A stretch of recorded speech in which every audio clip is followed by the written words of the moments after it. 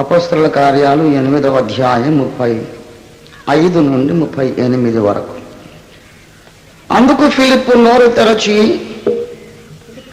ఆ లేఖనమును అనుసరించి అతనికి యేసును గూర్చిన సువార్త ప్రకటించెను. వారు త్రోవలో వెళ్ళుచుండగా నీళ్లున్న యొక్క చోటికి వచ్చినప్పుడు నపుంసకుడు, ఇదిగో నీళ్లు, నాకు బాప్తిస్మం ఇచ్చుటకు ఆటంకం ఏమని అడిగి రథము నిలుపమని ఆజ్ఞాపించెను. ఫిలిప్పు నపుంసకుడు ఇద్దరును నీళ్లలోనికి దిగిరి. అంతటా ఫిలిప్ అతనికి బాప్తిస్మం ఇచ్చెను. ప్రభునందు ప్రియులారా, చదవబడినటువంటి ఈ లేఖన భాగములో సంఘ చరిత్రలోని మొదటి శతాబ్దములోని ఒక బాప్తిస్మమును గూర్చి వ్రాయబడి ఉన్నది. ఫిలిప్పు ఆ లేఖనమును అనుసరించి అతనికి సువార్త ప్రకటించెను అని ఇక్కడ మనం చూస్తున్నాం. జరుగుతున్న సందర్భం ఏమిటనగా, ఇథియోపియుడైనటువంటి ఒక మహాధనికుడు, మహాప్రముఖుడు, ఇథియోపియల రాణి యొక్క ఆర్థిక మంత్రి ఒక ఆయన యూదా దేవుని మీద, యూదుల దేవుడనే యెహోవా దేవుని మీద విశ్వాసం కలిగిన వాడు. ఇథియోపియల రాణి అయినటువంటి కందాకే రాణి మంత్రి, కోశాధికారి, ఆర్థిక మంత్రి యెహోవా దేవుని మీద విశ్వాసం కలిగి ఆయన యెరూషలేముకు వచ్చి ఆరాధించి తిరిగి వెళుతూ ఉన్నాడు. వెళుతూ ఉంటుండగా దేవుని ఆత్మచేత ప్రేరేపించబడి సువార్తికుడైనటువంటి ఫిలిప్పు అతని వెంట పరిగెత్తి వెళుతూ ఉన్నాడు. ఆ రథము వెనుక పరిగెత్తుచు ఈ ఫిలిప్పు గమనించాడు. ఆ రథాన్ని కలుసుకోమని దేవుడు ఆజ్ఞాపిస్తే వెనక పరిగెత్తి వెళ్ళి కలుసుకున్నాడు.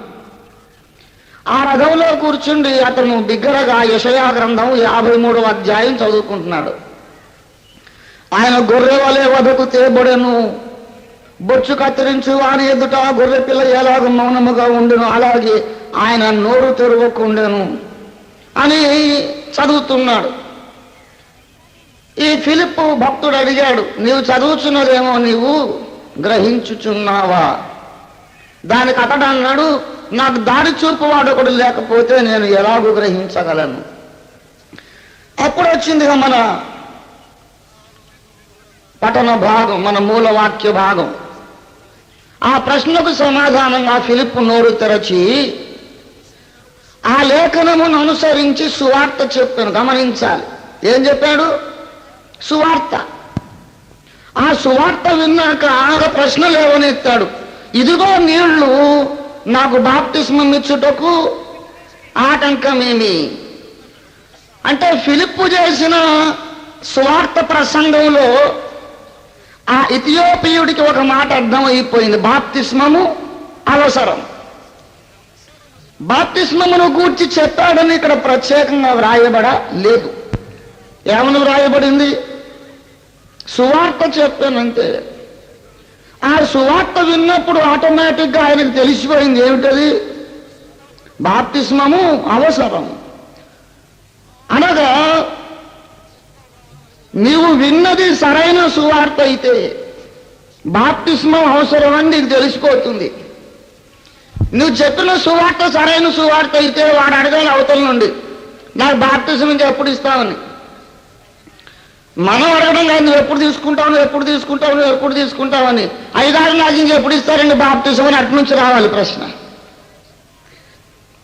ఈ రోజుల్లో అంత తిరకాసు వ్యవహారం, తిరిగేసి తలకిందుల వ్యవహారం నడుస్తోంది సంఘాల్లో. బాప్తిస్మం పొందుదామని విశ్వాసులకు తొందర ఉండట్లేదు. అయ్యో వాళ్ళు పొందట్లేదు అని మాకు తొందర ఎక్కువైపోయింది.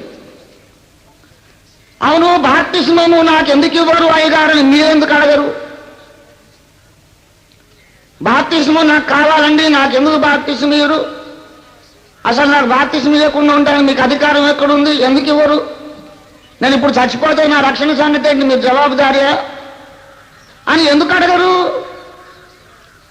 అసలు ఇదంతా ఒక మాలోకం నడుస్తుంది సంఘంలో. ఆ మొత్తం మాలోకమేనండి, నన్ను క్షమించండి. చాలా దిద్దుబాటు జరగాలి. సరైన సువార్త ప్రకటనలో వినుచున్న వానికి బాప్తిస్మము యొక్క ప్రాధాన్యత, ప్రాముఖ్యత అర్థమైపోవాలి. అది మొట్టమొదటి పాయింట్. యేసు ప్రభు శిలువలో చేసిన యజ్ఞాన్ని గురించి ఎలాగూ ప్రకటిస్తాం, అది లేకుండా సువార్త ఉంది. దేవుడు ప్రేమ గలవాడని చెప్తాం, ఏ భేదము లేదు, అందరూ పాపం చేశారని చెప్తాం, పాపము ద్వారా వచ్చే జీతం నరకం అని చెప్తాం, నీవు నీ సొంత ప్రయత్నముల చేత నరకం తప్పించుకోలేవు అని చెప్తాం, ఆ దేవుడే దిగి వచ్చి నీ కోసం బలై తిరిగి లేచాడు, ఆయన కార్చిన రక్తం వల్ల నీకు పాప క్షమాపణ కలుగుతుందని చెబుతాం. ఇవన్నీ చెబుతాం ఎలాగైనా. అవన్నీ చెప్పకుండా సువార్త ప్రసంగమే ఉంది. దేవుని ప్రేమ, శిలువ యజ్ఞం, మానవుడి పాపం, కాచుకొని ఉన్న నరకం అనే ఘోర శిక్ష, ఇవన్నీ చెప్తాం. ప్లస్ ఇదంతా చెప్తూ దాంతో పాటు ప్రక్కన ఒకటి ఉంది. ఏమిటంటే బాప్తిస్మము అనే ప్రముఖమైన విషయం. అది లేనిదే సువార్త ప్రసంగం సంపూర్ణం కాదు. దేవుని బిడ్డలారా, రెండవ విషయం ఏమిటంటే, మొదటి విషయం ఏం చెప్పాను, బాప్తిస్మము యొక్క ప్రాధాన్యత కూడా మనిషికి అర్థమైనప్పుడే సరైన సువార్త చెప్పబడినట్లు, అతడు నిజంగా సువార్తను గ్రహించినట్లు. రెండవ విషయం ఇక్కడ కనబడుతుంది. ఇదిగో నాకు బాప్తిస్మం ఇచ్చుటకు ఆటంకమేమి, ఇదిగో నీళ్లు నాకు బాప్తిస్మం ఇచ్చుటకు ఆటంకమేమి. దయచేసి గమనించండి, అప్పుడైతే సువార్త విన్నాడు, 3 నిమిషాలు అయింది. ఏమండి, ఆయన సువార్త విని ఎంతకాలం అయింది? ఎంతకాలంగా గుడికి వస్తున్నాడు? ఎంతకాలంగా ఆరాధనకు వస్తున్నాడు? ఆయన అసలు ఒక్కసారి కూడా క్రైస్తవ ఆరాధనకు వెళ్ళలేదు. అప్పుడే ఆన్ ద స్పాట్ అప్పుడే సువార్త విన్నాడు. ఇదిగో నాకు బాప్తిస్మం ఇచ్చుటకు ఆటంకమేమి. అప్పుడు ఫిలిప్పు ఏమనను, సోదరుడా, ఇప్పుడు కదా నువ్వు అసలు విన్నావు, నీవు నిలబడతావో లేదో నాకు అనుమానముగానే ఉన్నది. నువ్వు మొదట కొంచెం బలపడుము, ఆ తర్వాత పొందవచ్చును అన్నాడా? మరి ఇప్పుడు మనం ఎందుకంటున్నాం వాళ్ళకి నాకు తెలియక అడుగు. దేవుని బిడ్డలారా, ఇక్కడ కనబడుతున్న విషయం ఇక్కడ బాప్తిస్మమునకు ముందు రెండవ విషయం. బాప్తిస్మం అనేది ఏ మాత్రమును ఆలస్యము చెయ్యకూడని ఒక కార్యక్రమం. మొదటి పాయింట్ ఏం చెప్పాను, బాప్తిస్మ ప్రాముఖ్యత కూడా గ్రహించినప్పుడే నువ్వు నిజంగా సువార్తను నమ్మినట్లు అని చెప్పాను. రెండవ పాయింట్ ఏం చెప్తున్నానంటే, బాప్తిస్మం అనేది ఏ మాత్రమును ఆలస్యము చేయకూడని ఒక విషయం. ఆటంకం ఏంటి? ఆయన నిలదీస్తున్నాడు ఎదురు సేవకుడిని, ఎందుకు నాకు బాప్తిస్మం ఇవ్వు, ఆటంకం ఏంటి? అనగా బాప్తిస్మము తర్వాత ఎప్పుడో పొందుదావులే చూద్దాంలే అనుకునేది కాదు. దేవుని బిడ్డలారా, మూడవ విషయం ఏంటంటే, ఆటంకం ఏమి అంటే అక్కడ చెప్పాడు, ఆటంకం ఏమి లేదు. కొన్ని ప్రాచీన ప్రతుల్లో ఉందంట. ఫిలిప్ అన్నాడు, కింద ఫుట్ నోట్లో చూడండి, నువ్వు పూర్ణ హృదయముతో విశ్వసించిన ఎడల పొందవచ్చును అని చెప్పినప్పుడు అతడు యేసుక్రీస్తు దేవుని కుమారుడు అని విశ్వసించుచున్నాను, అట్లయితే ఆలస్యం ఎందుకు, దిగుము అని దిగారు, ముంచాడు, వెళ్ళిపోయాడు. మూడవ విషయం ఏంటంటే, బాప్తిస్మమునకు ముందు కఠిన నిబంధనలు ఏమీ లేవు. గమనించాలి. ఒకటే నిబంధన, మారు మనస్సు పొందాలి. బాప్తిస్మానికి ముందు 3 సంగతులు చేయాలి. 3 సంగతులు జ్ఞాపకం పెట్టుకోండి. అపొస్తలుల కార్యాలు 2వ అధ్యాయం 38వ వచనం ప్రకారం, కాబట్టి మీలో ప్రతివాడును మారు మనస్సు పొంది ప్రతివాడును పాప క్షమాపణ నిమిత్తం యేసుక్రీస్తు నామమున బాప్తిస్మం పొందండి. మారు మనస్సు పొంది బాప్తిస్మం. మారు మనస్సు పొందడం అంటే నేను నడుస్తున్న దారి తప్పు, నేను నడుస్తున్న మార్గం నరకానికి తీసుకెళ్తుంది, ఈ దారి ఇక నేను నడవకూడదు అని గ్రహించి గిరుక్కున దేవుని తట్టు మళ్ళుకోవడం మారు మనసు అంటే. ఏ sudden write about turn towards God. లోకము తట్టు వీపు, దేవుని తట్టు ముఖం గిర్రున తిరగాలంటే. ఈ లోకం నాకొద్దు, ఇంతవరకు నడిచిన దారమ్మో మహాడేంజర్, అలా నడిస్తే ఇక నాకు నరకమే గతి. దేవుని తట్టు మళ్ళుకొనుట, అది మారు మనస్సు. రెండవది ఏమిటంటే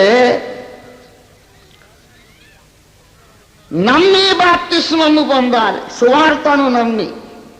మనకు తెలుసు మార్కు సువార్త 16, 15, 16 వచనాల్లో, కాబట్టి మీరు వెళ్ళి సర్వలోకమునకు వెళ్ళి సర్వ సృష్టికి సువార్తను ప్రకటించండి, నమ్మి బాప్తిస్మం పొందినవాడు. ఏమిటి నమ్మి? సువార్తను నమ్మి. సువార్తను ప్రకటించండి, నమ్మి అన్నాడు. అంటే సువార్తను నమ్మి అంటే సువార్త ఏంటి? మీకు నేను ప్రకటించిన సువార్త నేను మీకు తెలియజేయుచున్నాను. 1 కొరింథీ 15:3 అది సువార్త. లేఖనముల ప్రకారము యేసుక్రీస్తు మన పాపముల కొరకు మృతి పొందెను, సమాధి చేయబడెను, లేఖనముల ప్రకారము తిరిగి లేచెను. ఉందా? నాకు ఇవ్వబడిన సువార్తను ముందు నేను ప్రకటించిన సువార్తను నేను మీకు తెలియజేయుచున్నాను అన్నాడు మొదట.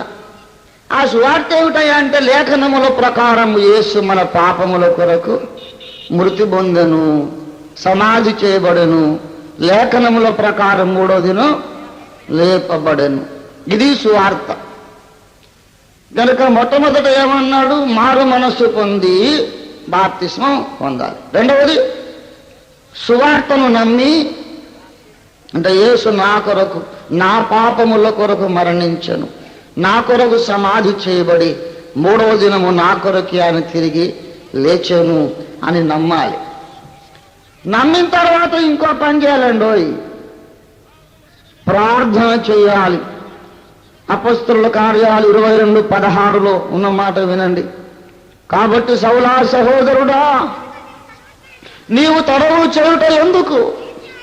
లేచి ఆయన నామమును బట్టి ప్రార్థన చేసి బాప్తిస్మం పొందాలి. అక్కడేమో మారు మనసు పొంది బాప్తిస్మం. అపొస్తలుల కార్యములు 2:38 మారు మనసు పొంది బాప్తిస్మం. తర్వాత సువార్తను నమ్మి బాప్తిస్మం. ఇక్కడేమో ప్రార్థన చేసి ఈ 3 చేయాలి. అందుకే మేము చిన్నపిల్లల విషయంలో బాప్తిసం ఇయ్యం. చాలా మంది అడుగుతారు, ఎందుకంటే మీరు చిన్నపిల్లలు బాప్తిసం ఇయ్యరు? చిన్నపిల్లల్ని ఆటంకపరచద్దు, నా వద్దకు రానియుడి అన్నాడుగా ప్రభు. చిన్నపిల్లలకి ఇవ్వాలి బాప్తిస్మాలు, ఎందుకు మీరు ఆటంకపరుస్తున్నారు అని కొంతమంది అడుగుతున్నారు నన్ను. అసలు మేము ఆటంకపరచడానికి వాడు వస్తానని ఎప్పుడు ఉన్నాడు? వాడు నువ్వు ఎత్తుకొచ్చావు బలవంతాను, కానీ నేను వస్తానన్నాయి అని వాడంటే ఆటంకపరిచాను. వాడు ఎప్పుడు వచ్చాడు అసలు ఆటంకపరచడానికి? వాడు తనంత తానుగా వస్తే కదా మేము ఆటంకపరచడం రానీయకపోవడం. అసలు వాడు ఎక్కడికి వెళ్తున్నా వాడికి తెలియని స్థితిలో ఎత్తుకొచ్చావు. చిన్నపిల్లలకు బాప్తిసం ఇవ్వద్దని నిబంధన ఏమి లేదు. ఎవరికైనా ఉందేమో కానీ నాకైతే లేదు. నేను తప్పకుండా ఇస్తాను చిన్నపిల్లలకి. మీరేం కమ్మ తినొద్దు, షాక్ తినొద్దు. నువ్వు 21 దినాలు కాదు, 3 రోజుల పసికన్ను వచ్చినా నేను బాప్తిసం ఇస్తాను. ఇవ్వకపోతే అడుగు, తీసుకురా, ఇస్తాను. కానీ నా షరత్ ఏంటంటే వాడికి ఎంత వయసు ఉన్నదో అనేది కాదు. వాడిని తెస్తే వాడిని అడుగుతాను, ఎరా నువ్వు మారు మనసు పొందవా? స్వార్థ నమ్మితివా? లేఖనముల ప్రకారం యేసు, అయ్యో లేఖనం తెలుసా? యేసు తెలుసు. నువ్వు ప్రార్థన చేసావా? ఆడ పాల కోసం తప్ప దేని కోసం ప్రార్థన చేయడాడు. వీడు మారు మనసు పొందలేదు కనుక, సువార్త నమ్మలేదు కనుక, ప్రార్థన చేయలేదు కనుక నేను బాప్తిసం ఇయ్యను అంతే. వాడికి వయసు ఎంత ఉన్నదనేది అసలు పాయింటే కాదు.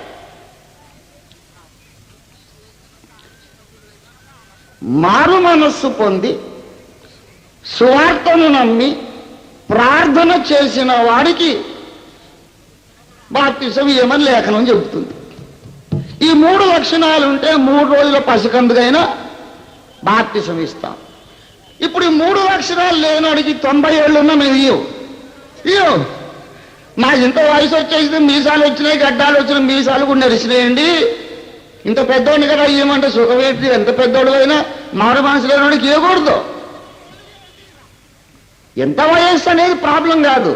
నువ్వు మారు మనసు ఉండి బాప్తిస్మం పొంది మారు మనసు, సువార్త నమ్మడం, ప్రార్థన చేయటం, ప్రభువా నా పాపములు క్షమించు, నన్ను నీ కుటుంబంలో చేర్చుకో, నా హృదయంలోనికి నీవు రా, నీకు వచ్చిన భాషలో ప్రార్థన చేయి. యేసయ్యా నరకంలో పడకుండా నువ్వు ఒక్కనివి తప్పించగలవు నాయన, నువ్వే నా కోసం బలై లేచావు, నన్ను రక్షించు తండ్రి, నువ్వే నా దేవుడివి. నీకు తెలిసిన భాషలో ప్రార్థన చేయి. దాన్ని ఆయన లెక్క కట్టుకుంటాడు. ఈ దినము ఈ కుమారుడు నా కుటుంబంలో జన్మించాడని చెప్పుకుంటాడు.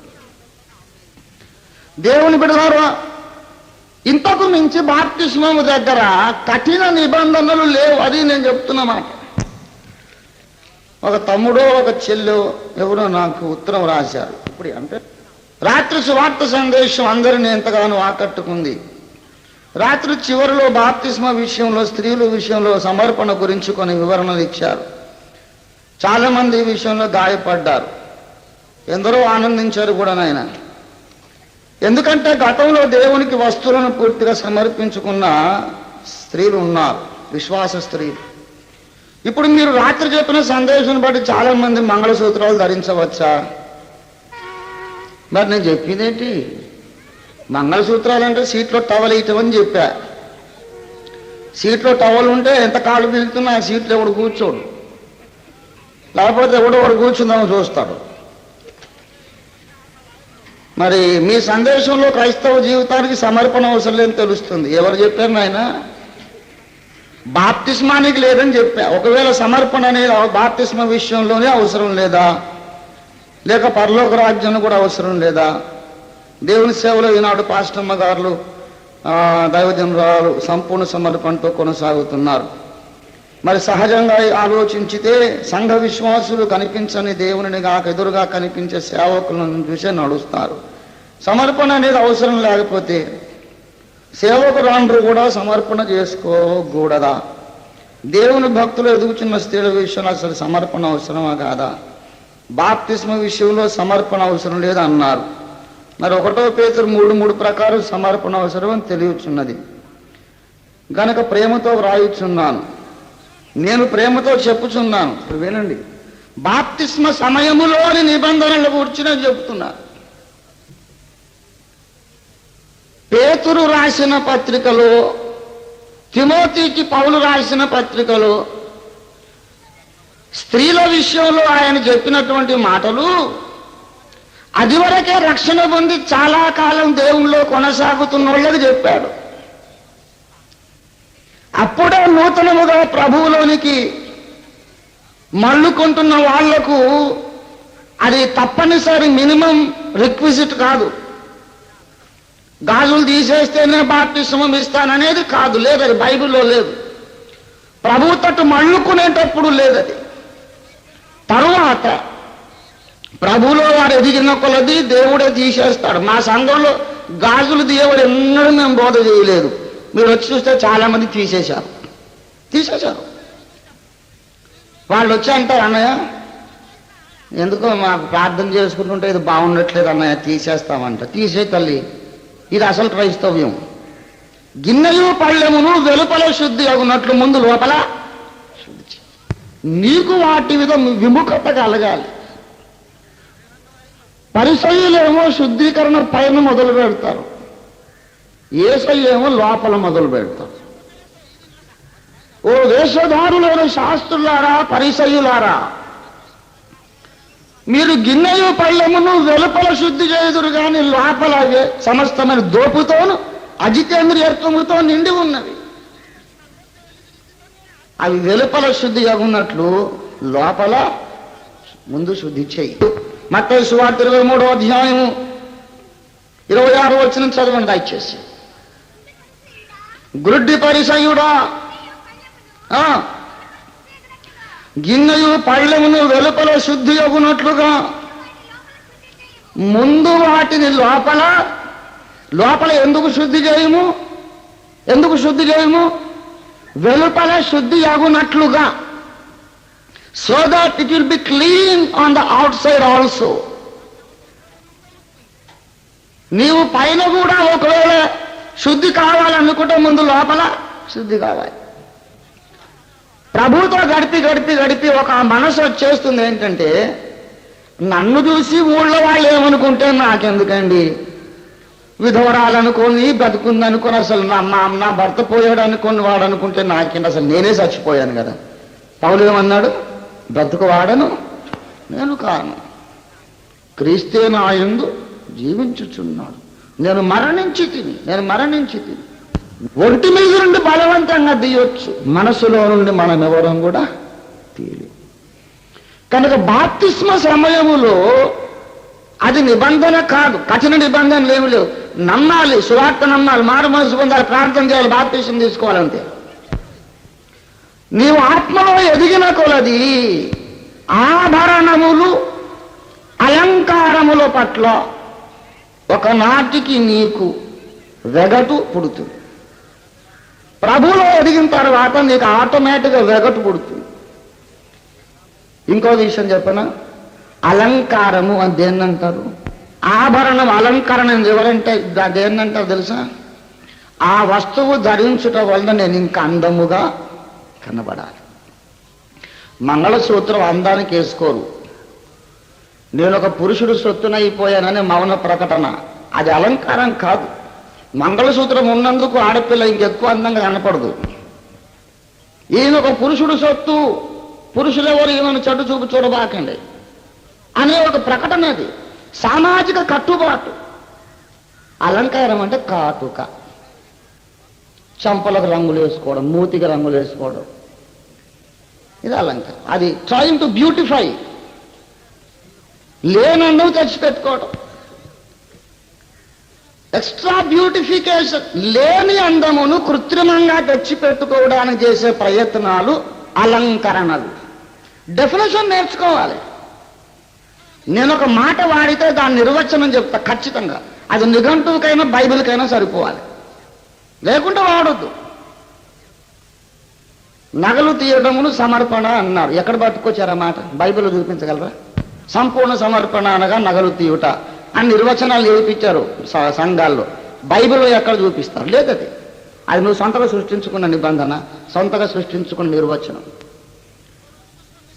అలంకరణ అంటే ఏమిటంటే మనల్ని మనం బ్యూటిఫై చేసుకోవడానికి ప్రయత్నం.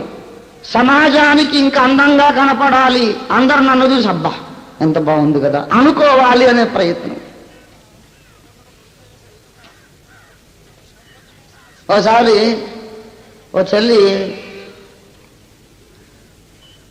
ఆఫీస్కి వెళ్ళే దారిలో చాలా మంది ఆకతాయి అబ్బాయిలు నిలబడి ఆ అమ్మాయిని కామెంట్ చేసి వాళ్ళ ఒంటి నిండా మొత్తం డ్రామా వేషం కట్టినట్టే, ఆ విగ్గులాగా ఏదో చేసి భయంకరంగా పెట్టి అలాగ వేషం వేస్తే అబ్బాయిలు చూడకపోతే ఏం చేస్తారు? అలాగే వేషం వేసినప్పుడు మరి అంత కష్టపడి డ్రామా వేషం కడితే చూడకుంటే బాగుంటుందా అని వాళ్ళు చూసి ఆమె మీద కామెంటరీ. ఇంటికి రాగా రుసరుసలాడుతూ బ్యాగ్ అలా గిరాటేసి, అసలు మగ విధవులకి అసలు బుద్ధి జ్ఞానం లేకుండా పోతుంది. అందరు నా వెంట పడతారు. మరి వెంటబడమని కాదు, తల్లి నువ్వు ఇలా వేషం కట్టింది, వెంటబడి ఇష్టం లేకపోతే మామూలుగా వెళ్ళు. సరే అందరూ ఏమని చూసి కామెంటరీ చేస్తున్నాను భయం. ఒకరోజు అందరూ వేసవికాలం సభలోకి ఎక్కడికి పోయాడు, ఒక్కడు కూడా ఆమె వెంటబడలేదు. ఆ రోజు ఎంత కుమిలి ఏడ్చిందో. ఏమిటబ్బా నా అందం తగ్గిపోయిందా, నన్ను ఎవరు పట్టించుకోలేదు ఏంటి? ఒక మాట చెబుతున్నా, నేను పెద్ద సైకాలజిస్ట్ని. మనిషి సైకాలజీ నాకు తెలిసినంత ఎవరికి తెలియదు. అబ్బాయిలు నన్ను చూస్తున్నారు, మాట్లాడుతున్నారని ఏడిచి అమ్మాయిలు చాలాసార్లు ఎవడు చూడకపోయినందుకు ఏడుస్తారు. నాకు తెలుసు. మనుషుల మెప్పు బాహ్య స్వరూపముతో పొందాలని, బాహ్యమైన అందాన్ని చూపించుకొని మానవుల మెప్పు పొందాలనే ప్రయత్నము అపవిత్రమైనది. అయితే అంత హైటుకు అంత హైట్, అంత శిఖరాగ్రానికి బాప్తిస్మం ముందకు ముందు ఎదగమని శాసించడం న్యాయమా? న్యాయమా? వాడు ఇంకా పుట్టనే లేదే, పుట్టలేదు ఇంకా. వాడు ఒలింపిక్ పరుగు పందెంలో వాడిని పరిగెత్తిస్తే గెలుస్తాడా? ముందు పుట్టని, పాలు తాగని, అన్నం తిని, బలమైన ఆహారం తిని, పరిశుద్ధాత్మతో నింపబడని, వాక్యంతో నింపబడని, అంతరంగంలో కడగబడని, ఎప్పటికో ఒకప్పటికి ఈ సౌందర్య కాంక్ష నశిస్తుంది. ఆభరణములు, అలంకరణలంటే ఈ రంగులు పూసుకోవడం, ఎక్స్ట్రా ఒంటి నిండా నగలు దిగేసుకోవడం, అందమైనటువంటి బట్టలు, అందమైనటువంటి ఖరీదైన వస్త్రాలు, వీటి మీద కాంక్ష మంచిది కాదు. మంగళసూత్రం అందంగా కనబడడం కొరకు వేసుకోరు. వేసుకుంటారా? నాకు చెప్పండి. అందం కొరకు వేసుకుంటారా? ఎందుకు వేసుకుంటారు? మరి దాని అలంకరణ ఎందుకు అంటున్నారు? కాలు మెట్టలు అందం కోసమా? ఎందుకు వేసుకుంటారు? చెప్పరేంటండి? పెళ్ళయిందని గుర్తు. అది ఆభరణం కాదు, ఆభరణం కాదు. సరే, పాస్టమ్మ గారు మొత్తం తీసేశారంటే మంచిది, దేవుడు ఆమెకు చెప్పాడు. అది పాస్టమ్మ గారు దైవజనుడు భార్యగా ఎంత శిఖరాగ్రంలో, ఎవరెస్ట్ శిఖరాగ్రంలో ఉందో అంత శిఖరం మీద ఇప్పుడు కొత్తగా మారు మనసు పొందా బలవంతాన ఉండమంటే ఉంటుందా? అట్లా శాసించడం న్యాయం కాదు. ముందు లోపలికే రాని కొన్ని ఏండ్లు దేవుని వాక్యంలో కడగబడి ఎప్పటికో ఒకప్పుడు మా సంఘంలో చెల్లిలా ఆమె కూడా అంటుంది, అన్నయ్య ప్రార్థన చేసుకుంటే నాకు ఎందుకో మనశ్శాంతి కదా, తీసేస్తాను. ఆ స్టేజ్కి వాళ్ళు ఎదగనియండి. ఆభరణముల విషయం కానీ ఇంకో విషయం కానీ బాప్తిస్మ సమయంలో కాదు. ఇదిగో 2 తలంపుల మధ్యలో ఉన్నారు సహోదరులని రాశారు. మరి ఈ తమ్ముడో చెల్లో ఎవరో నాకు తెలియదు, కానీ 2 తలంపులు అవసరమే లేదు, ఒకటే తలంపు నేను చెబుతున్నాను. సరిగ్గా లేఖనం చూడండి. నేను కొత్తగా మాట్లాడేసరికి షాక్ తిని బైబిల్ కూడా చూసుకోలేదు వాళ్ళు. బైబిల్ సరిగ్గా చూడండి. ఇప్పటికైనా 2 తలంపులు ఉండవు, ఒకటే తలంపు. అపొస్తలుల కార్యాలు 15వ అధ్యాయం 15, 18, 19, 15, 19 అండి. కాబట్టి అన్య జనులలో నుండి దేవుని వైపు తిరుగుచున్న వారిని అది కష్టపెట్టక, విగ్రహ సంబంధమైన అపవిత్రతను, జారత్వమును, గొంతు బీసికి చంపిన దానిని, రక్తమును విసర్జించుటకు. అది నేను ఎవరి గురించి మాట్లాడుతున్నాను?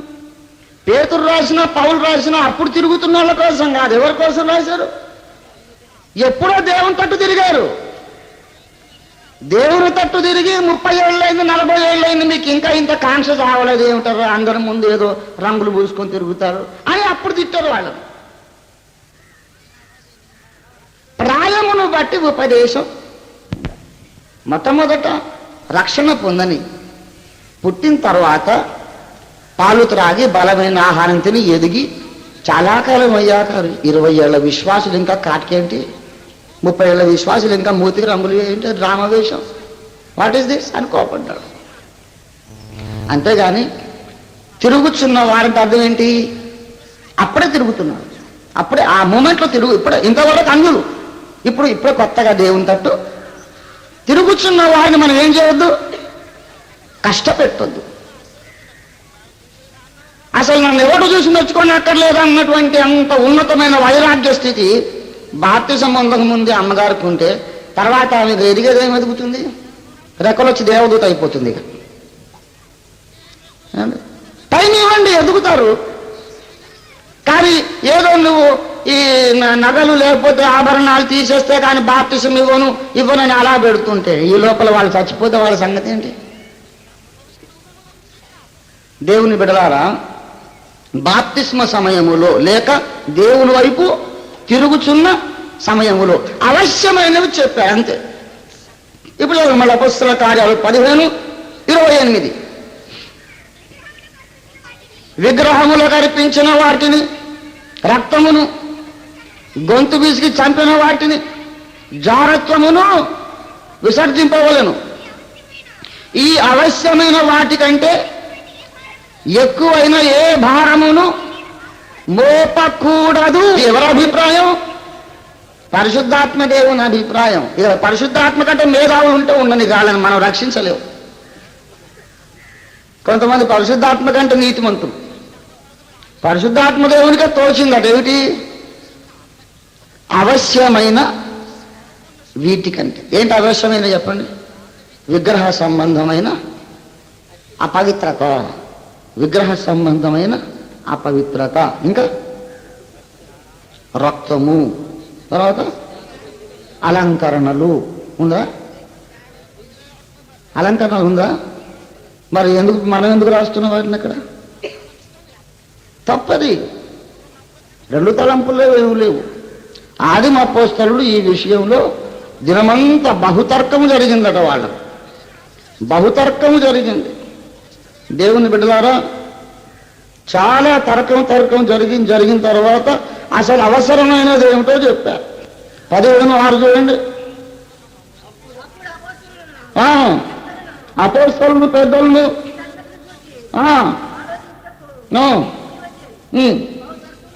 బహుతర్కము జరిగిన పిమ్మట, దేవుని బిడ్డలారా, చాలా ఒక రోజంతా తర్కించారు. అందరూ మహామహా పండితులు, మేధావులు, ప్రవక్తలు, పరిశుద్ధాత్మ పూర్ణులు. బహుతర్కము జరిగిన తర్వాత పరిశుద్ధాత్మ దేవుని నడిపింపుతో ఏమన్నారంటే, ఈ 4-5 సంగతులు ఉన్నాయండి, వీటిని ఏమన్నారు చెప్పండి? అవశ్యమైనవి. ఈ 4 ఏమిటి? అవశ్యమైనవి. అంటే మిగిలిన ఏం కాదన్నమాట, అవశ్యమైనవి. తర్వాత ఎదిగినప్పుడు వాళ్ళు తీసేసుకుంటారు.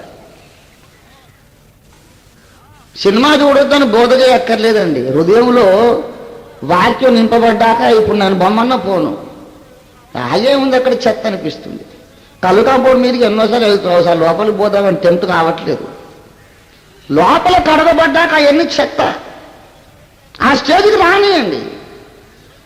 రక్షణ పొందిన వాళ్ళు బలవంతాన కాయను ఒత్తి పిండితే పండవుతుందా? టైం వచ్చినప్పుడు పండవుతుంది. కనుక ఇక 2 అభిప్రాయాలు ఏమి లేవు ఇందులో. బాప్తిస్మ సమయములో అవశ్యమైనవి 4 కలవు. విగ్రహారాధన, రక్తమును తినొద్దు, గొంతు బిసికి సంపింది తినొద్దు, జాగ్రత్తలు చేయొద్దు. ఈ 4-5 ఇవి కాక ఇక మిగిలినవేవి రక్షణకు అవశ్యమైనవి కాదు. నేను బాప్తిస్మం పొందంటారా? బాప్తిస్మం దగ్గర ఈ 4 తప్ప కఠిన నిబంధనలేవి. ఎదుగుదలలో ఎన్నో ఉంటాయి. అది దేవుడు వారు నడవగలిగిన కొలది వారిని నడిపించుకుపోతాడు. గనుక ఖచ్చితంగా ఇంకా 2 తలంపులు ఎవరైనా ఉన్నాయన్నారంటే వాళ్ళు పరిశుద్ధాత్మ దేవుని కంటే మేధావులని అర్థం, పేతుడి కంటే మేధావులని అర్థం. అలాంటి వాళ్ళు ఉంటే వాళ్ళకి మా వందనాలు. మేము మాత్రం ఆ బ్యాచ్లో లేవండి. మేము పరిశుద్ధాత్మ దేవుడు చెప్పినట్టు అవశ్యమైనవి చేస్తాం. అన్యజనుల నుంచి లోపలికి దేవునిలోకి వస్తున్న వాళ్ళని మనం కష్టపెట్టక వారిని లోపలికి రానివ్వాలి. దేవుని బిడ్డలారా, బాప్తిస్మమును గూర్చి ఒక మాట చెబుతున్నాను. బాప్తిస్మము మరి ఇంత కఠోర నిబంధనలు పెట్టి, ఇంత క్లాస్ చెప్పి, ఇంత ఒత్తిడి చేసి బాప్తిసం ఇవ్వకపోతేనేమిటండి? రక్షణ పొందితే చాలదా అంటాడు ఒక ఆయన. చూడు బాబు, బాప్తిస్మం అందకుండా నీకు రక్షణ ఉండదు. నేను ఒక మాట చెప్తాను, చాలా మంది సేవకులకు ఈ విషయం తెలియదు, చెప్పమని ప్రభు నన్ను ఆదేశిస్తున్నాడు. పెద్ద పెద్ద సేవకులు కూడా మాట్లాడితే నేను విన్నాను. మా మావాడు రక్షణ పొందాడండి, ఇంకా బాప్తిసం పొందలేదు. రక్షణ పొందాడు, బాప్తిసం పొందలేదు ఏంటి? Bible nowhere accepts that kind of theology or doctrine teaching.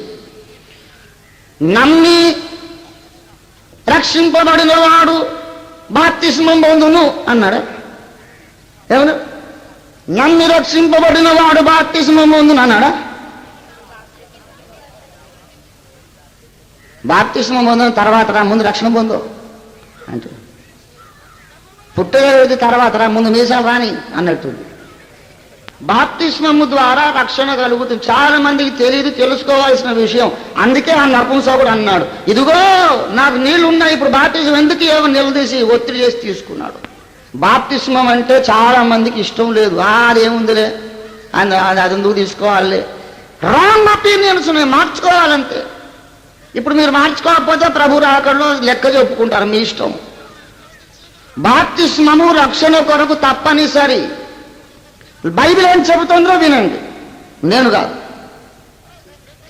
చదవండి మళ్ళీ అపొస్తలుల కార్యాలు 2:38 చదవండి. మీరు మారు మనస్సు పొంది మీలో ప్రతివాడును పాపక్షమాపణ నిమిత్తము బాప్తిస్మము పొందుడి. బాప్తిస్మం ఎందుకు పొందుడి? పాపక్షమాపణ, baptism for the remission of since. బాప్తిస్మం ఎందుకు? పాపక్షమాపణ. ఒక పెద్ద సేవకుడు చెప్తే విన్నా, బాప్తిస్మం అంటే అది external sign of internal change అని ఏదో చెప్తున్నాడు. ఎవరు చెప్పారు నీకు? అది చదువు, బైబిల్లో ఎక్కడా లేదు. లోపల మార్పు కలిగిందని బాహ్య సూచన, ఎక్కడ లేదు. అది బాప్తిస్మము పొందుట పాపక్షమాపణ కోసమే. బాప్తిస్మం పొందేదాకా నీకు పాపక్షమాపణ కలగదు. నువ్వు గుడికి రా, కానుకలు ఇవ్వు, పాటలు పాడు, ఏమైనా చేయి. బాప్తిస్మం పొందినప్పుడు నువ్వు దేవుని బిడ్డవు కానే కాదు. నువ్వు అనొచ్చు, అరే ప్రభు నాతో మాట్లాడుతున్నాడండి, బైబిల్ చదువుతున్నాను, ఎన్నో ప్రభు బయలుపరుస్తున్నాడు, దేవుని కానుకిస్తున్నాను, దేవుని సేవ చేస్తున్నా, నేను దేవుని బిడ్డను కాకపోవడం ఏంటి అనొచ్చు. నీకు తిరుగులేనటువంటి ఒక ఆధారం చెప్తా బైబిల్లో. అపొస్తలుల కార్యాలు 22వ అధ్యాయం 22:16.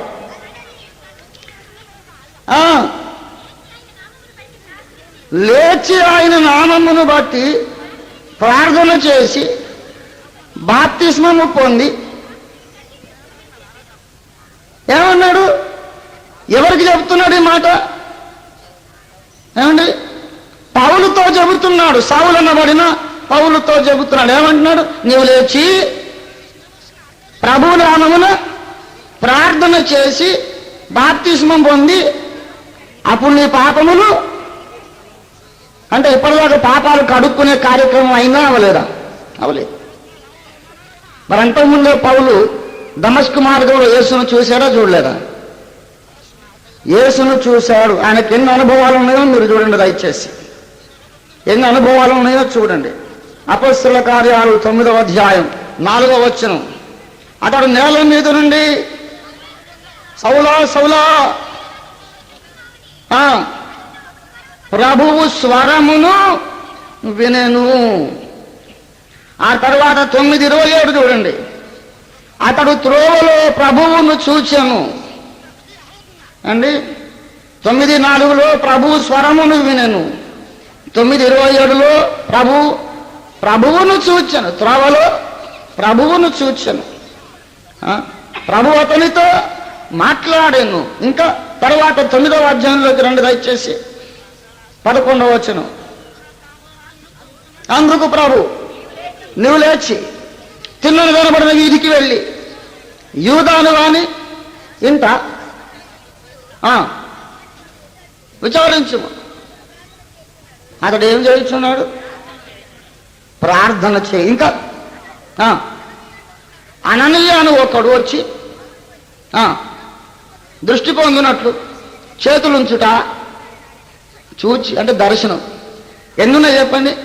ప్రభు మాట్లాడాను, ప్రభు కనబడను, ప్రార్థన చేయుచున్నాడు, తర్వాత దర్శనం, యాక్యురేట్గా విజన్. ఇంకా ఆయన నెత్తి మీద ఆయన పాపాలు అట్లాగే ఎప్పటిదాకా ఉన్నాయి.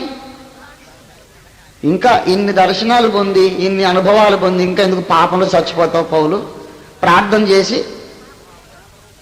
బాప్తిస్మము పొంది నీ పాపములు, నీవెంత ప్రసంగికుడు అయినాక దర్శనాలు కానీ నువ్వు బైబిల్ చదివితే ప్రభు మాట్లాడడం ఏంటి? మిట్ట మధ్యాహ్నం వేళ సూర్యకాంతిని మించిన వెలుగులో యేసు కనపడ్డాడు, ఇంకా నెత్తి మీద పాపాలు అలాగే ఉన్నాయి. ప్రభు స్వరమును సాక్షాత్తు విన్నాడు, బైబిల్లోంచి నిజంగా స్వరం చెవుల్లో విన్నాడు, అయినా నెత్తి మీద పాపాలు అలాగే ఉన్నాయి. నీకు కూడా అలాగే ఉంటాయి. ఎప్పటిదాకా?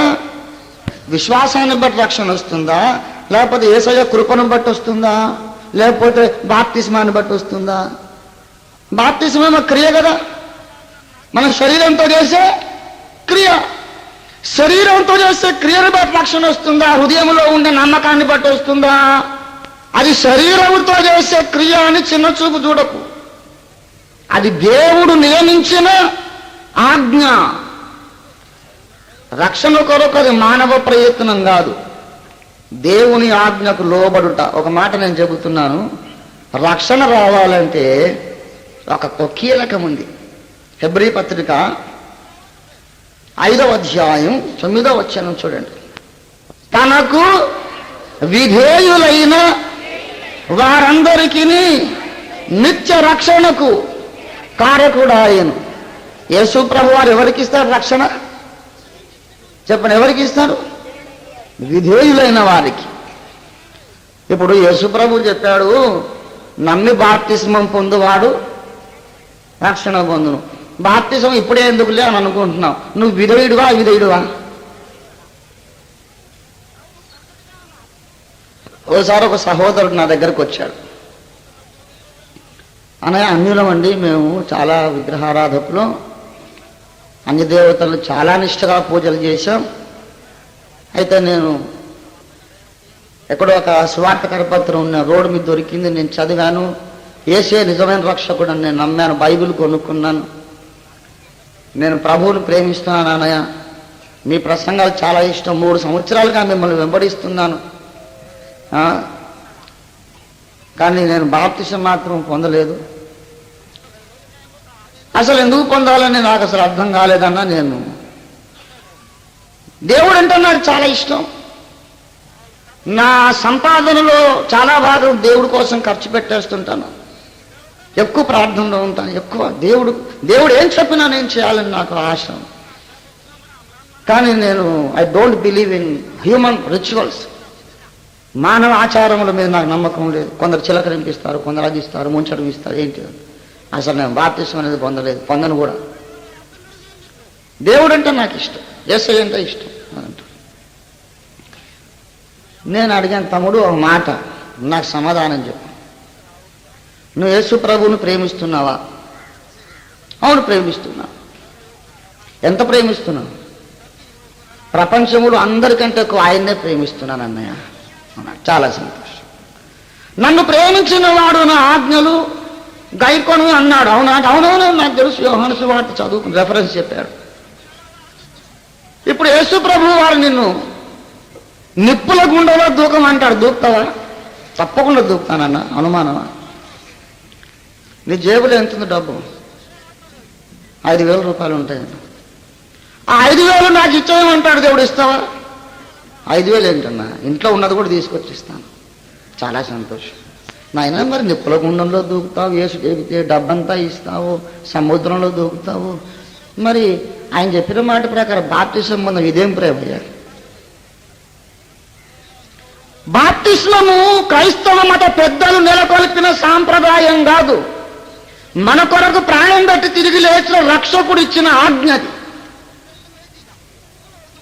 బాప్తిస్మాన్ని గుచ్చుకుంటూ సాగులు చెప్పి ఇప్పుడు కాదు ఎల్లుండి తర్వాత అవసరం ఏముంది, నేను నమ్ముకున్నా కదా చాలుదా, ఇవన్నీ మాట్లాడుతున్నావు అంటే నీవు అవిధేయత కుమారుడు అని అర్థం. అసలు నీకు యేసయ్య అంటే భయం లేదు, నీకెందుకు రక్షణ ఇవ్వాలి?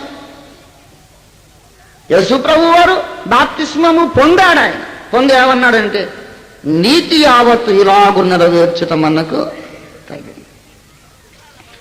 యేసు ప్రభు వారు బాప్తిస్మం పొందాడు, ఆరంభ శిష్యులకు ఇచ్చాడు, తర్వాత శిష్యులతో బాప్తిస్మాలు ఇప్పించాడు. ఆయన ఆజ్ఞాపించాడు. ఏమని? మత్తయి సువార్త 28:18 ఏమన్నాడు? అప్పుడు యేసు వారి వద్దకు వచ్చి, పరలోకమందును భూలోకమందును నాకు సర్వాధికారం ఇవ్వబడి ఉన్నది, కాబట్టి మీరు వెళ్ళి సమస్తలోని శిష్యులుగా చేయుడి, తండ్రి యొక్కయు కుమారుని యొక్కయు పరిశుద్ధాత్మ యొక్కయు నామములో వారికి బాప్తిస్మం ఇచ్చుచు నేను మీకు ఏ సంగతులు బోధించుతునో ఆ సంగతులన్నీ వారికి గైకొనమని వారికి బోధించుడి. నేను సర్వాధికారిని చెబుతున్నా, మీరు సకల జనులకు ఏమియండి? బాప్తిస్మం ఇయ్యండి. ఎవరాజ్ఞ? బాప్తిస్మం ఇయ్యుడి, అని శిష్యులకు చెప్పారంటే పొందుడి అని మనకు చెప్పినట్టే. సహోదరుడు నా దగ్గరకు వచ్చి అడిగాడు, పాస్టర్ గారు బాప్తిస్మం పొందలేదండి, మరి ప్రభు బల్ల తీసుకోవచ్చా? తీసుకోకూడదని చెప్పా. తీసుకోకూడదు అదంటే నేను నమ్ముకున్నానండి. మా సంఘంలో సంఘానికి పోయాడంట, ఆయన సంఘ కాపరి చెప్పారంట, బాప్తిస్మం దేవుని బ్రదర్ మీరు నమ్ముకున్నారుగా, ప్రభు బల్ల తీసుకోండి పర్వాలేదు అన్నాడు. నాకు అసలు నచ్చలేదండి. నాకే హృదయంలో నమ్మకం లేక నేను మిమ్మల్ని అడుగుతున్నాను అన్నాడు. నేనన్నాను, చూడు బ్రదర్, బాప్తిస్మం పొందకుండానే ప్రభు శరీరాన్ని ప్రభు రక్తాన్ని తినే రాగలిగితే, బాప్తిస్మం పొందకుండానే ఇక నీకు అన్ని రక్షణలో ఉండి అన్ని నీకు వచ్చేసేస్తే అసలు బాప్తిస్మం అనే కార్యమే తీసేస్తే పోదు. అసలు ఎందుకది? దాని మీద బోడి వివాదము, విభేదము, కలహములు, చీలికలు, విభజన ఇవన్నీ ఎందుకండి? బాప్తిస్మం పొందకుండానే మనం పరలోక రాజ్యానికి వెళ్ళొచ్చు, బాప్తిస్మం పొందకుండానే ప్రభు యొక్క బల్లలో పాలు పొందొచ్చు.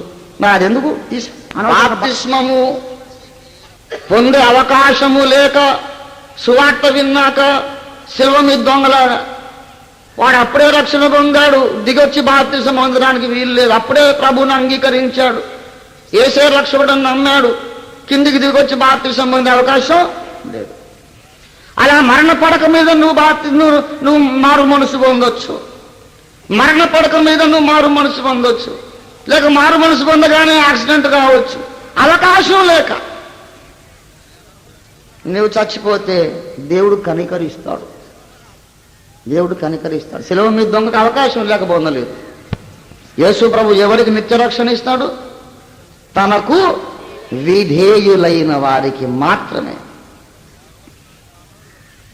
బాప్తిస్మం పొందుతున్నావంటే నువ్వేం ప్రకటిస్తున్నావు? యేసయ్యా, నేను నీకు విధేయుడను, నేను నీకు విధేయురాలను, నీ మాట ప్రకారము పొందుతున్నాను, నీకు విధేయత చూపుతున్నాను గనక నాకు నిత్య రక్షణ ఇవ్వమని పొందుతున్నావు అన్నమాట. నేను ఇస్తున్నానంటే ఎవరి మాట ప్రకారం ఇస్తున్నానంటే ఆయన మాట ప్రకారం. పాస్టర్ గారు ఇస్తారు బాప్తిస్మం. ఎందుకు ఇస్తున్నాడు ఆయన?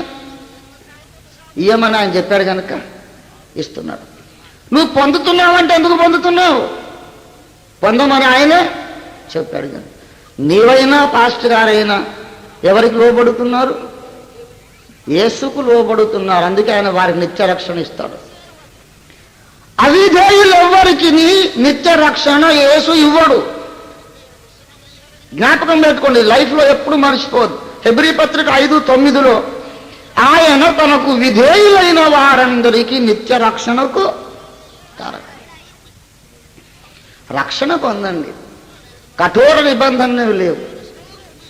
ముందు నువ్వు రక్షణ పొంది, మారు మనసు పొంది, తర్వాత సువార్తను నమ్మి బాప్తిస్మము పొంది నీ పాపములు ఒప్పుకొని క్షమాపణ వేడుకొని ప్రార్థన చేసి బాప్తిస్మం పొందు. ఆ తర్వాత నువ్వు ఎదిగే కొద్దీ ప్రభువు నీకు నేర్పిస్తాడు, ఏమి తీసేయాలో ఏం పెట్టుకోవాలో ఆయన నేర్పిస్తాడు. ఆఖరికి ఒక మాట చెప్పి ముగిస్తాను. బాప్తిస్మ సమయములో సాధారణంగా పెద్దలు అంటూ ఉంటారు, అంత బేగి బాప్తిస్మం ఇచ్చేయడం మంచిది కాదండి, వాడు నిలబడతాడో లేదో మనకేంటి గ్యారంటీ అంట. వాడు నిలబడతాడో లేదో మనకేంటి గ్యారంటీ అంట. ఓసారి ఒక ఫలానా ఫెలోషిప్ ఉంది, వాళ్ళు మరీ భయంకరులు, 30 ఏళ్ళు సంఘానికి పోయిన బాప్తిస్మీడు. ఏమో ఎందుకు ఏమో బాప్తిస్మం అని ఒకసారి అడిగితే ఆ సేవకుడు నాతో అన్నాడు, వాడిని చూడండి బాగా పరీక్షించి ఇవ్వాలండి బాప్తిస్మం. బాప్తిస్మం మనం తొందరపడి ఇచ్చేస్తే వాడు మళ్ళీ పడిపోయాడు అనుకప్పుడు ఎలాగా అని అన్నాడు. నేను అన్నాను, సరే మీరు 5 సంవత్సరాలు లేక 10 సంవత్సరాలు పరీక్షించి ఆహా వీడు గట్టిపడ్డాడు ఇప్పుడు అనుకొని బాప్తిస్మం ఇచ్చిన వాడు మళ్ళీ ఎన్నడూ పడిపోలేదా? ఎప్పుడు ఏ తప్పు చేయలేదా అంటే ఎందుకు చేయలేదండి, బోళ్ళు మంది చేశారు అన్నాడు. అలా దానికి మరి సరే మరి వాడికి రక్షణ ఎలాగే అంటే వాడు తప్పు ఒప్పుకుంటారండి, మళ్ళీ దేవునితో సమాధానం పడతారు. మరి అదే కృప వీడికి ఎందుకు ఇవ్వు? కొత్తగా పుట్టినోడికి ఏమండి, ఏళ్ల తరబడి ముదిరి బలిసినోడికేమో కృప కావాలి, కొత్తగా పుట్టిన చంటి పిల్లోడి కృప ఇవా? సరే, అది వదిలే. ఇప్పుడు మీరు సేవలు ఎంతకాలం ఉన్నారే గారు? అంటే 35 years ఉన్నాడట. ఎన్ని సంఘాలు కట్టారు? ఓ దాదాపు 40-50 ఉంటాయి గారు అన్నాడు. సంతోషం. మీరు ఎప్పుడు ఇన్ని సంఘాలు కట్టాక ప్రభు క్షమించుతండి తప్పైందని ఎప్పుడు అనుకోలేదా? ఎందుకు అనుకుని రోజు 100 సార్లు అనుకుంటానే ఉంటాను. మరి 50 సంఘాలు కట్టినోడు ఏమో రోజు 100 సార్లు దేవుని కృప పొందాలి. కొత్తగా రక్షింపబడిన వాని కృప దేవుడు ఇరా? వాడేలాగా పొందుకుంటాడు క్షమాపణ. మారు మనస్సు పొంది యేసున్న రక్షకుని అంగీకరించాను, ఆయనే నా దేవుడు, ఆయన నిజముగా నా కొరకు చనిపోయి లేచిన రక్షకుడు, ఆయన తప్ప ఇంకో రక్షకుడు లేడని నేను నమ్ముకుంటున్నాను అన్నవాడికి బాప్తిస్మం ఇవ్వకుండా ఉండే అధికారం ఏ సేవకుడికి లేదంతే. లేదు. నాకు నమ్మకం లేదంటే నీ బోర్డు నమ్మకం ఎవడికి కావాలి? నీ బోర్డు నమ్మకం ఎవడికి కావాలి? నీ నమ్మకం కాదు, ఆయనకు నమ్మకం ఉండాలి, దేవుడికి నమ్మకం ఉండాలి. నీ నమ్మకం ఎప్పుడు కుదురుతుంది? ఇంక 5 ఏళ్ళు అయ్యా కుదురుతుందా? 5 ఏళ్ళ లోపల మరి వాడు చచ్చిపోతే 5 ఏళ్ళ వరకు వాడు ఉంటాడు, నీకు గ్యారంటీ ఉందా? 1 year చర్చికి రా బ్రదరు, నువ్వు గట్టిగా నిలబడితే అప్పుడు ఇస్తాం.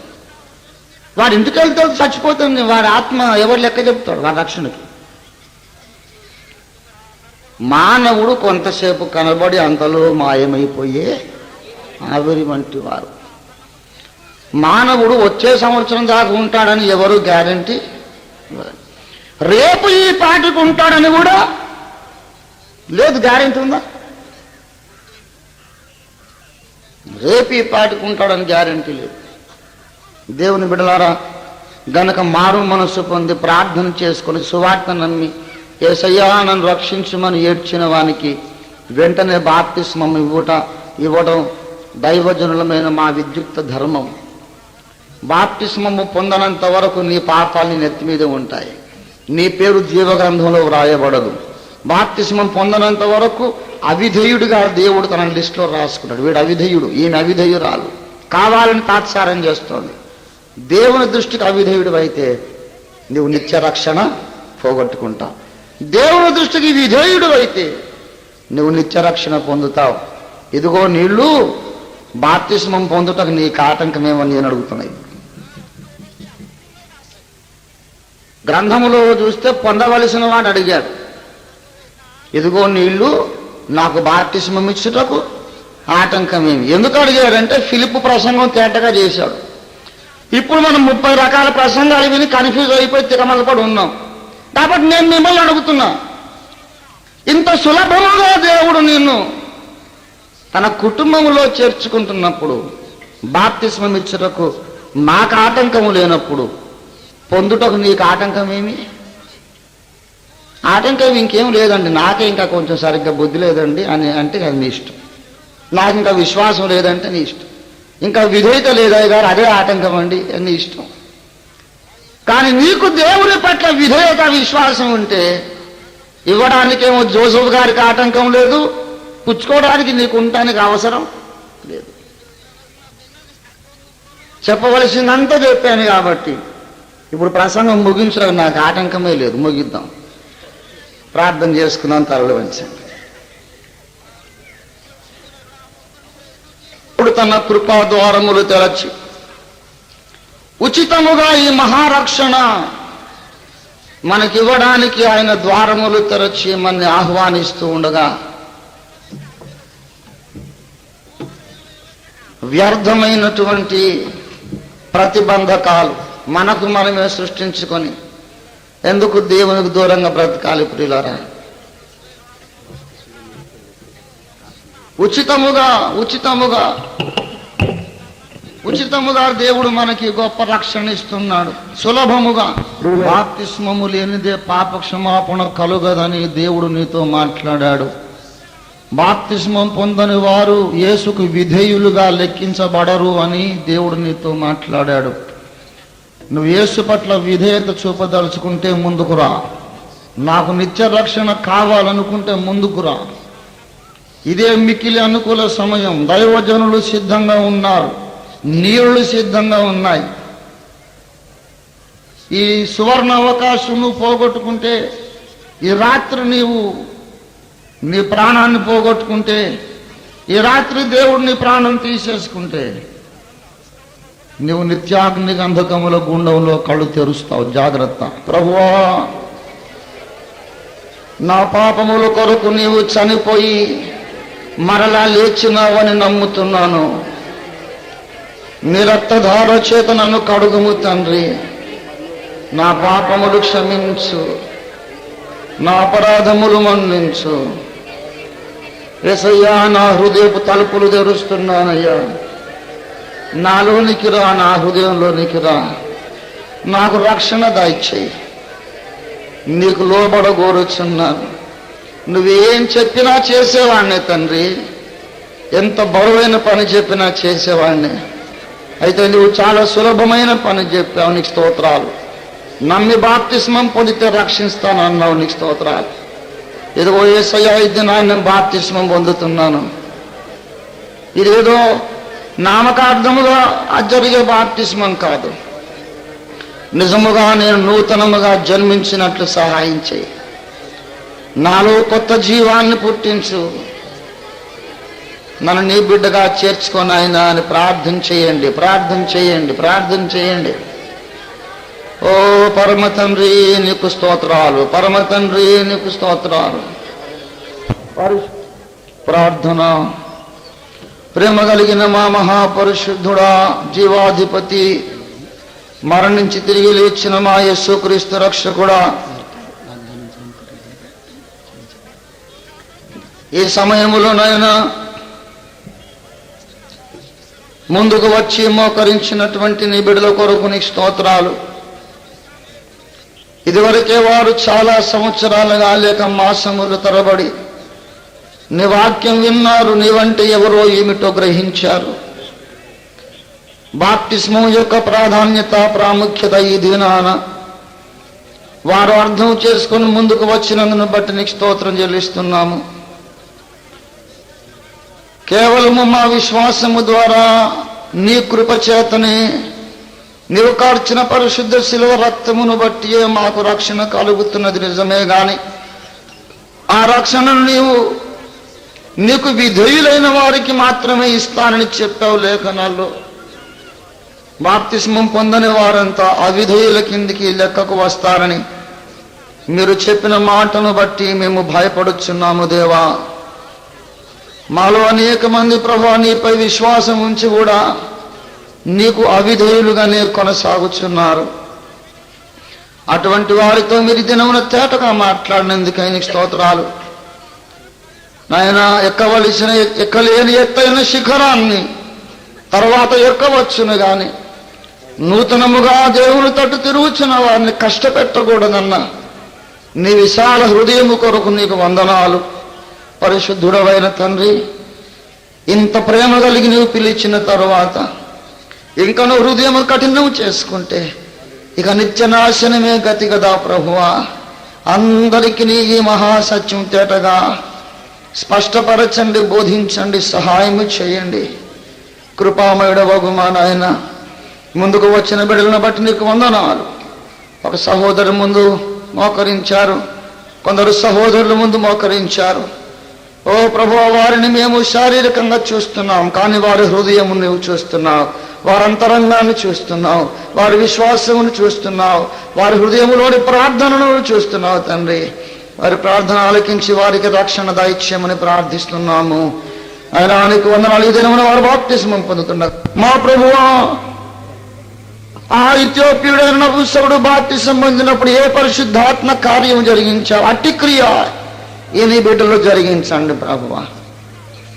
ఇది మొదలుకొని వారు నూతన జీవితములు ఆరంభించడానికి, నూతన జీవం ఆరంభించడానికి సహాయం చేయండి. గతము నిజముగా సమాధి చేసి నూతన జీవం కలిగి నూతనత్వంలో నడిచి నీకు మహిమ తెచ్చి బిడ్డలవటకు సహాయం చేయి. బాప్తిస్మ శుశ్రూష జరిగించే నీ దాసుని కూడా రెండంతలు కానీ ఆత్మచేత మీరు అభిషేకించండి. సహాయము చేయని మహిమను పొందండి ప్రభువా. యేసు పరిశుద్ధ నామములో వేడుకొనుచున్నాము తండ్రి.